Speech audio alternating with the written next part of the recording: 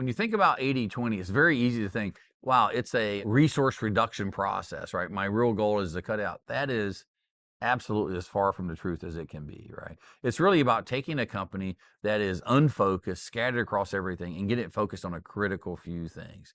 Once you've identified where those are, it's not just your big accounts and your great products, it's ones that also have the ability to grow, and there's more opportunity there for it. Once you've identified that, you've now entered into the growth phase, right? So you got your data, you got it segmented so you know where it's supposed to go.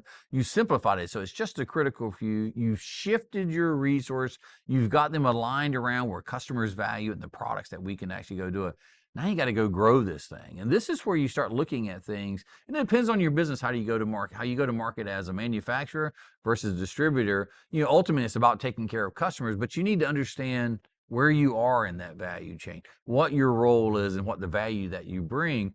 Once you understand that, that's where you make sure, particularly your customer facing resources, are aligned around not only your best customers, but your best opportunities and where you can go and run with that. Typical growth actions that you'll see will be things like team selling, where you've got different segments and they have to sell across it. We call it cross selling, team selling, pick whatever euphemism you like, but it's about getting the organization together and using that to go faster in it, right? So if you sell pumps and you sell compressors, people buying compressors also buy pumps and vice versa. How do you get that knowledge through there? And you're looking at things like CRMs or databases and things like that, where customers are in there, what they're buying is in there, but your salesman can see it. Other things that you can look at are around, if you're a commodity type sell, the person is going in there, and we call it carry the big bag. So not only are they selling, hangers and wires and fasteners, but they also have finishing and filtration and other things in it, gaskets or whatever the case may be.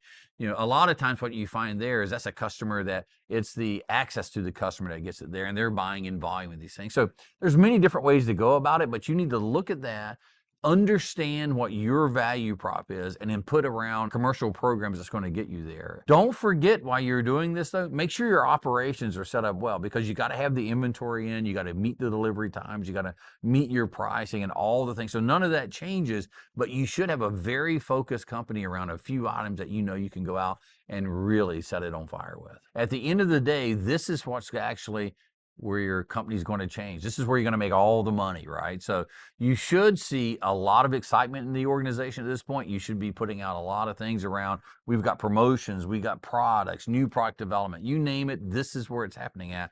This is what everything, you are now laser focused on what customers value, and you're going to go deliver it to them.